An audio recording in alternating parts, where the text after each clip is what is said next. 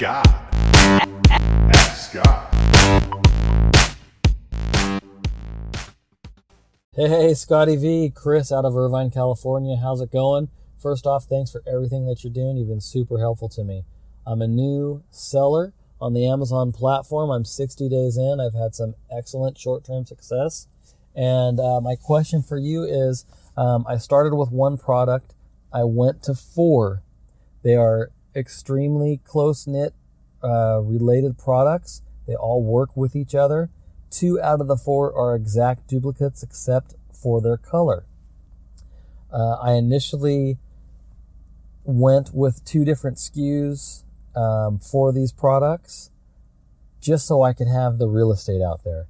Now, after doing double work on the listings and all the keywords and honing in on the keywords, I feel like I'm doing double duty, and I think it could be much better for myself if I merged the ASINs. Would you recommend merging it, or would you recommend keeping them separate? Thanks for everything, and I hope to hear your answer. Thank you so much. Hey, Chris, that's a great question, and I don't really have an exact answer, but let's talk about this, okay? Let's talk about why, like you said, there's some pros and there's some cons, right? If the product on the variation is so close that we're talking just a color, I would keep them under one listing. That's just my personal preference, okay? Like you said, it's kind of like rental property, right?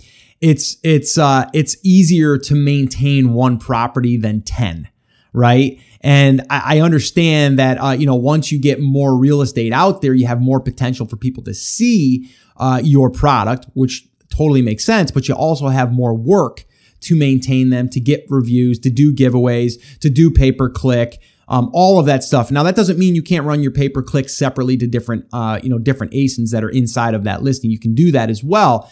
But I would probably say my favorite way is to launch the one parent child and then the variations underneath that child.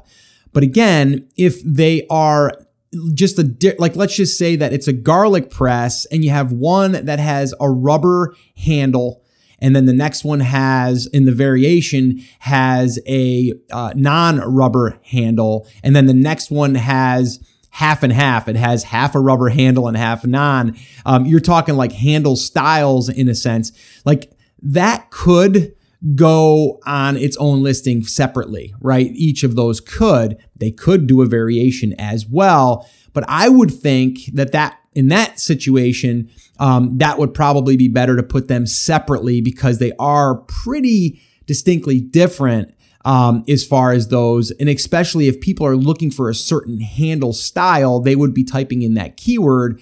Or if it's just people going into the listing and then seeing the different ones and going, which one do I like? I think a variation is good for multi-packs. I think it's good for colors, obviously sizes. But I think if you're talking about something completely different than what's on the main, I don't know if it lends itself well to that. I think you'd be better off doing them separate. It can be confusing as well sometimes. So hopefully that helps. But I think that you definitely get some really great, advantages of doing the variations under one listing because, like I said, you can use the reviews from all of those on one listing. And, as you have these different variations, you're able to use those search terms to help bring more traffic to, because you get all of those search terms in the back end of each variation. Each variation is treated like its own listing. It's just housed underneath the main parent item. So I think you were kind of thinking that as well. I think you were thinking to yourself, you know what, maybe we should merge that into one. And then, that way there, we only have to maintain the one and we can, start to use the leverage from the other variations to help, get more exposure on those. Because again, like I said, if you're trying to rank 3 different items that are almost identical, you're going to be working to get all 3 of those ranked when on the other side of things, if you get the one, maybe the popular one, maybe the red one that's really selling, but you have the other two, someone might come in as the red and go, oh, I want a black one too. Then that can help you.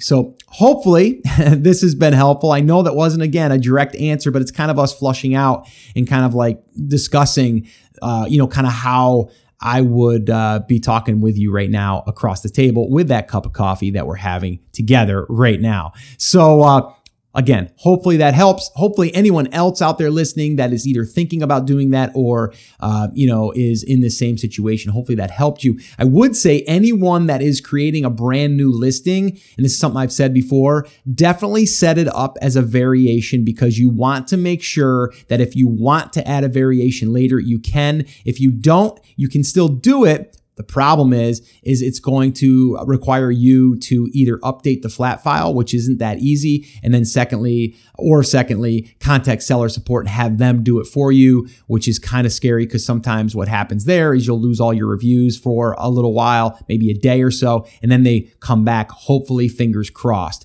So always set up your listing as a parent-child, and if you never put a variation on that, it's still okay. It's not going to matter.